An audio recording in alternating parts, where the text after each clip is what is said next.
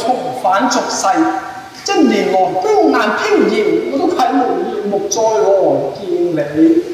一前我聞得趙親王護花有責，建築起呢松葉山房以作藏嬌之用，明日便與你例行見晏，所以我慘淡歸來求一見。從此任交明月，朝香辨人緣啊！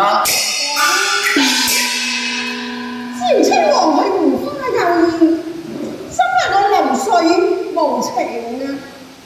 你記否當日你投崖之時，我見你豆後胎難，我想為一死而殉情嘅，但我練到上有